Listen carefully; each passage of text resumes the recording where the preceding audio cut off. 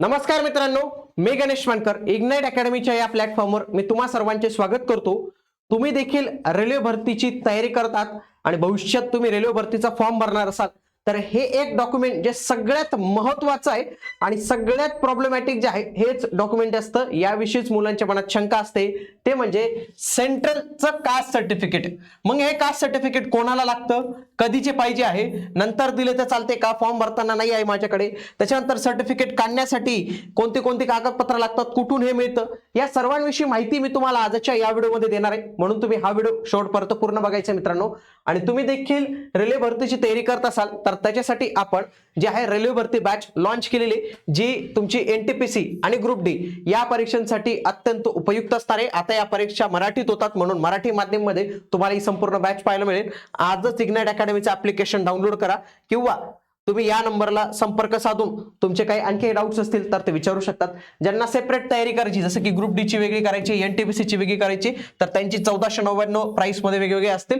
परंतु जर तुम्ही दोन्ही परीक्षा भविष्यात करतच असाल तर मी सांगेल की तुम्ही एक कॉम्बोज बॅच जी आहे तर ती प्रिफर केली पाहिजे.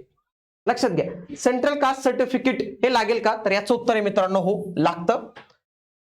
किंवा रेल्वे ही भारत सरकारची संस्था आहे त्यामुळे तिथं सेंट्रलचं कास्ट सर्टिफिकेट लागतं.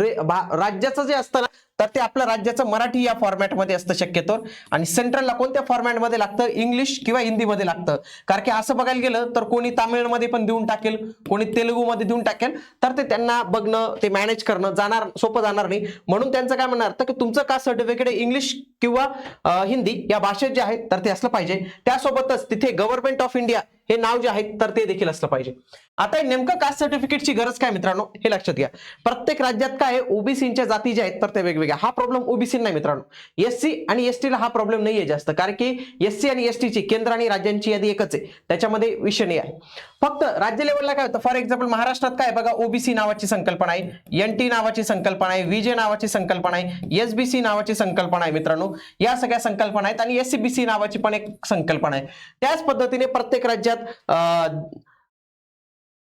तर असे वेगवेगळे काय होतं, प्रत्येक राज्यात वेगवेगळ्या काही गोष्टी त्यांनी दिलेल्या आहेत. प्रत्येक राज्यात ओबीसी 1, ओबीसी 2, ओबीसी 3, ओबीसी 4 असं काही राज्यात आहे. प्रत्येक राज्याचं असं जमत नाही ना मित्रांनो. म्हणून त्यांचं काय म्हणणं आहे की तुम्ही एक फॉर्मॅटमध्ये आम्हाला जे आहे तर ते द्या, त्याच्या माध्यमातून आम्हाला सोपं जातं.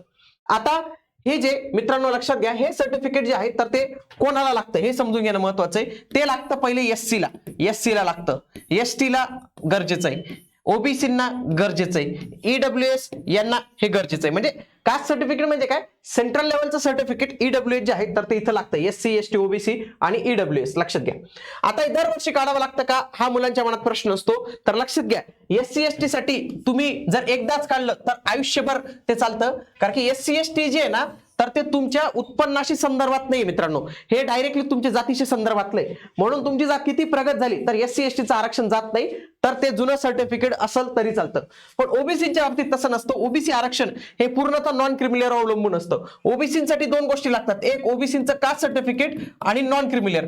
मग हे ओबीसीचं सर्टिफिकेट हे बदलतं, म्हणून तुम्हाला सेंट्रल लेवलचं शक्यतो दरवर्षी तुम्हाला काढावं लागतं. जुनं देखील लावलं तर शक्यतो काही वेळेला अडचण येत नाही. पण मी असं म्हणेल की कशाला आपण ताण घ्यायचं एवढा, आपण नवीन वर्षाचं नवीन जे आहे तर ते काढून टाकायचं मित्रांनो. आणि त्याच्यासाठी तुमचं त्या फायनान्शियल इयरचं मित्रांनो सेंट्रलचं कास्ट सर्टिफिकेट तर असलंच पाहिजे, परंतु नॉन क्रिमिलियर पण तुमच्याकडे असलं पाहिजे. ईडब्ल्यूएस हे तर दरवर्षीच निघतं आणि दरवर्षी जे आहे तर ते तुम्हाला काढावं लागतं मित्रांनो. आता या गोष्टी लक्षात ठेवा. आता महाराष्ट्रात जे काही जाती आहेत, समजा फॉर एक्झाम्पल विजे आहे, एनटीच्या जाती आहेत, एबीसीडीच्या बीसीडीच्या काही, त्याच्यानंतर एसबीसी आहे, यांनी काय करायचं तर यांना पण ओबीसी सर्टिफिकेट होतं, ते ना सेंट्रल मध्ये ऍज ओबीसी म्हणून गणले जातात.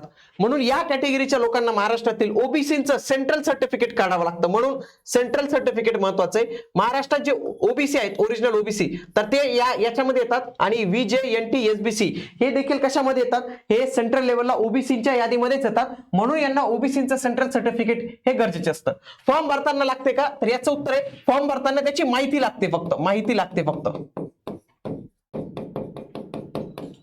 पीडीएफ लागत नाही.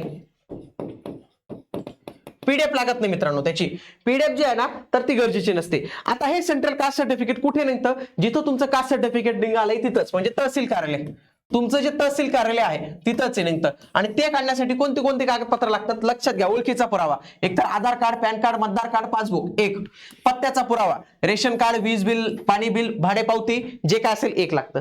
जातीचा पुरावा, ऑलरेडी तुमच्याकडे जातीचं प्रमाणपत्र आहे, स्टेटचं कास्ट सर्टिफिकेट आहे ते जोडावं लागतं. शाळा सोडल्याचा दाखला LC जोडावा लागतो. त्याच्यानंतर वडिलांची जातीचा नोंद आहे तर तो LC जोडावा लागतो.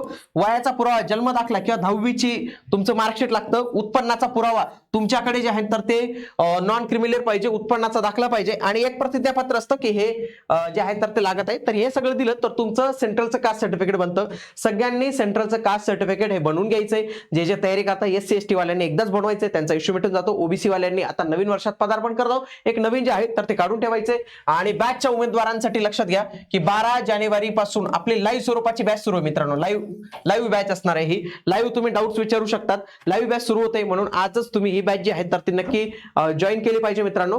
भेटूया पुढील व्हिडिओमध्ये. तोपर्यंत जय हिंद, जय महाराष्ट्र, धन्यवाद.